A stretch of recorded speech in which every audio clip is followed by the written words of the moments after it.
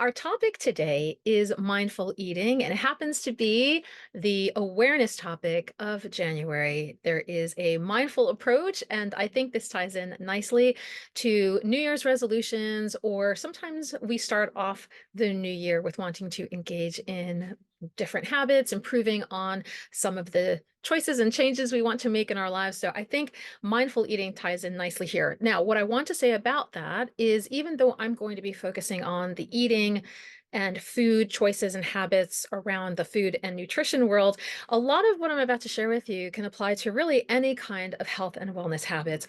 What mindful eating means to me, for a few things, is number one, because I have to manage certain chronic conditions. I've shared many times on here that I have hypertension, high blood pressure, and I also have high cholesterol, and I also can get a little bit caught in the weeds. So there's some mental health concerns and management that I have to take into account there as well.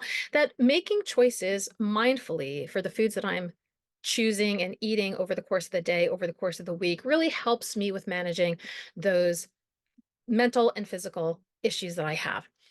Also, I am the type of person, especially since I don't have a typical 9 to 5 traditional job, that I can get very caught up in whatever it is that I'm doing. So, mindfulness to me also makes sure that I am sitting down and savoring my meals, allowing myself whatever time I have, whether it's 10 minutes to grab and go some and eat something on the go, or it's more than that, 30 to 45 minutes if I have the luxury or the ability to do that either at the start of the day, just to take time to myself and really engage and savor the pleasures of eating, the act of eating, sitting down and looking at the food and feeling like I'm really grateful to have the ability to afford and have access to this food and nourish myself as well. And the third thing too with mindfulness, which ties in a little bit to what we talked about in the last episode about meal planning, is that it provides me with the ability to plan up front and know the choices that I'm making, know what I want to offer myself as far as food is concerned, and also make adjustments wherever need be if things are going a little bit off kilter, as they sometimes do get to go in a typical week in the life of me, where I might be juggling quite a few things and not really having the set time to have your typical, 3 meals a day and two snacks. So being mindful about that, also being mindful of what my schedule looks like, of what I'm going to be doing over the course of the day and the week, what my options are when I'm out, and allowing myself some flexibility in there too, to make choices, yes, that adhere to the priorities I'm making with my own health and wellness goals, but also allow me the flexibility and freedom to move around a little bit if I need to make some game day decisions and change up my repertoire, whether it's, I have low energy, things like that. I mean, that's part of mindfulness as well. So think about what that might mean for you. What is mindful eating for you? Mindful habits in general, but mindful eating in particular.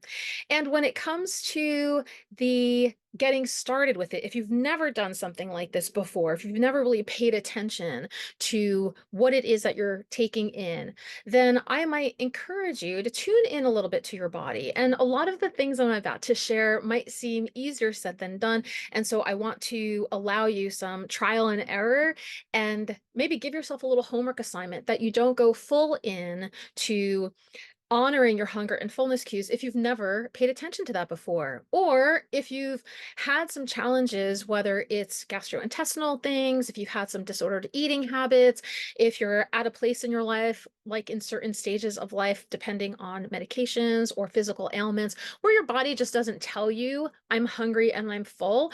But that could be a really great opportunity just to tune in to what your body is telling you. And if it's not telling you anything, then that can be a chance for you to create for yourself some sort of routine or structure just to make sure that you are nourishing yourself and not either making impulse decisions or worse off, forgetting to eat and going many, many hours throughout the day without having anything in your body. Mindful eating could also mean taking the time, like I just said before, of chewing and swallowing and savoring the flavors, the textures, the aromas. Maybe you've also played a role in preparing those foods too. So being mindful about what you're purchasing, bringing home with you, how you're creating meals, honoring and respecting your culture, your food preferences, your choices, allowing you to experiment with different flavors and different types of foods and cuisines. Mindful eating can also mean taking distractions away. Listen, I know I sit here and I do that too. I scroll on my phone or I turn on YouTube or I watch television while I'm eating. And I would recommend that if you can, again, this could just be maybe a once a week thing or however many meals that you might be having in an environment that you feel safe and secure in, that you allow yourself the ability just to focus on the food in front of you. It's kind of weird sometimes if you've never been quiet to allow your mind to kind of go in that direction of not being busy. But I also appreciate too of seeing what comes up when I'm offering myself the ability just to be quiet. We can also talk about the mindful eating in real life. So if you, right, I've said this last week too, I talked about kind of taking a look at your schedule. So at the time of this recording, I'm just going to be starting my first week of my spring semester, and my days are going to be much different than they were than over winter break, where I had all the time in the world to do whatever I wanted to and prepare meals for myself. Now I'm either going to have to take things with me to go, which I don't love doing because I don't have access sometimes to refrigerators or places to store my things. And I have to really be careful of my back. I have such back problems that I don't want to be lugging my laptop, my books, my notebooks, and then also a lunch bag with me. So some of the things I might have to eat while I'm out and about might be things that I can find on campus. And so being mindful there, looking and seeing what might be available to me, also maybe taking a look at I'm familiar with my campus setting, so I'm familiar also with the establishments around that block where I can go across the street to one of the delis and I can either get some soup or have them create a meal for me. And of course, the mindfulness in this too is making sure that it's budget friendly because I, juggle a lot of different positions and I am also an entrepreneur, so I have to be careful of what I'm putting my money towards and not spending too much when I'm away. So mindfulness in that way for me looks like thinking to myself, okay, so today's a perfect example. I got up, I ate a pretty hearty meal, I enjoyed the time by myself. Once I leave my home and I go to campus, I'm going to have to eat both lunch and dinner there because I have about oh gosh, what is it? Like 8 hours or so that I have back-to-back classes with a very small break in between. So I'm going to be bringing with me some things that don't have to be refrigerated. I have a packet of tuna, like a peel open pouch of tuna, and I have some protein bars with me, and I have a bag of nuts. And in this case, I could have also made a peanut butter and jelly sandwich. These things are quite small that I can just grab and go. But it really makes me feel happy to know that I'll be taking the time to nourish myself. I'm being mindful about that versus running out of here with no plan, maybe not having the cash on me or not wanting to spend the money. And then I definitely do not encourage going without food, especially when I'm going to have to be on and teaching for close to 8 hours, that I don't want to end up lacking focus or falling asleep or passing out while I'm in class. So I want to make sure I have something in my stomach. So mindful eating to me, when I'm on the go or when I'm traveling or when I have time away from my home environment, is to think in advance and plan a little bit more accordingly. I want to also just clarify something. We might hear these terms being used interchangeably, and they're not exactly the same. So mindful eating is really just a matter of what I've just said, right? Listening and paying attention to some cues, maybe being a little bit more proactive, allowing yourself to take away any distractions and focus on the meal that is in front of you. Allow yourself to be nourished and savor that. Intuitive eating is technically a term placed on a set of principles that was created by two dietitians, and I'll probably talk about this a little bit more in another episode, and I will also link to it in this episode that we actually have an intuitive eating wellness webinar replay on our YouTube channel if you want to check that out. But that is a set of 10 principles that talks about yes, mindful eating is included in there, but it's also an overall approach to kind of detaching away from some of the, norms and expectations that are required or are seemingly required of us when we engage in health and wellness habits. So we'll talk a little bit more about that, and I'll clarify that again in another episode, or you can check out the link to the recording that we have on our YouTube channel. So speaking about all of this, right, everything that I just shared with you right now, there's an understanding that I have access to healthy, affordable, nutritious food. I have the ability to spend money and secure and store and prepare those things. Let's talk a little bit about some challenges that might happen in the world of mindful eating. It might not be for everybody, or there might be some ways that we have to navigate around the challenges.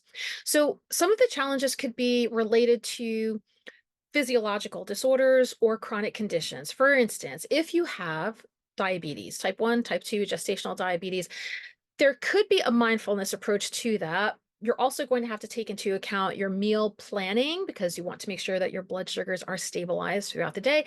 And it does rely a little bit more also on timing of things. So being mindful of how much you're eating over the course of the day, what you're eating over the course of the day, and the timing of things to make sure that you're stabilizing your sugars.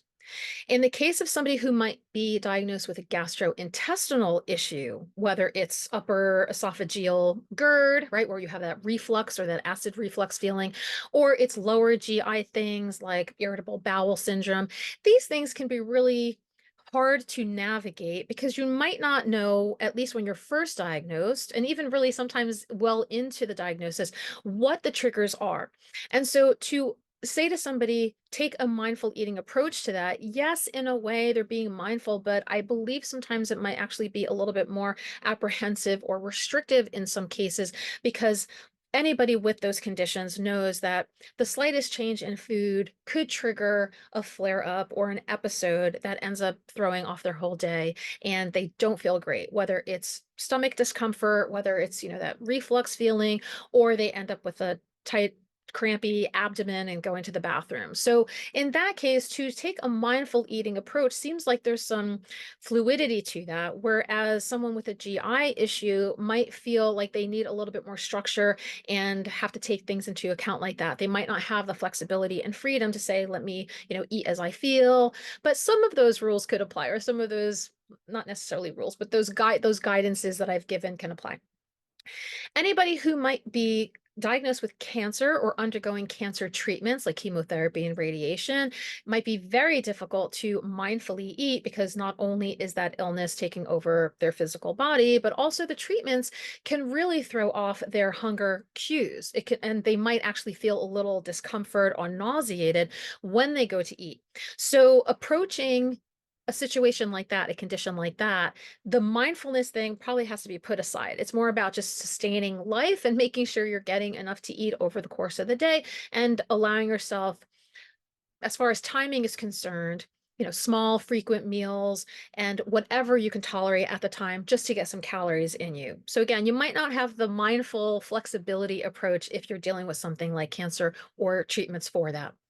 The older population. So here's where hunger and fullness cues also might be an issue because as we age, sometimes those hunger and fullness cues tend to disappear, or because we are managing some other issues, conditions, we're living with many things happening at once.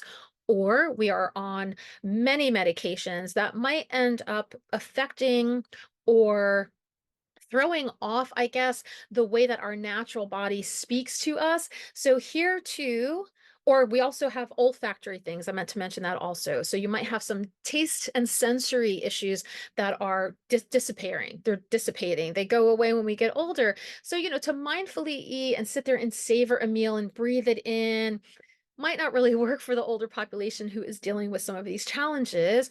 But again, an approach could be to make sure that we have some timing, routine, some structure provided so that at least you can sit down and be able to feed yourself regularly and consistently.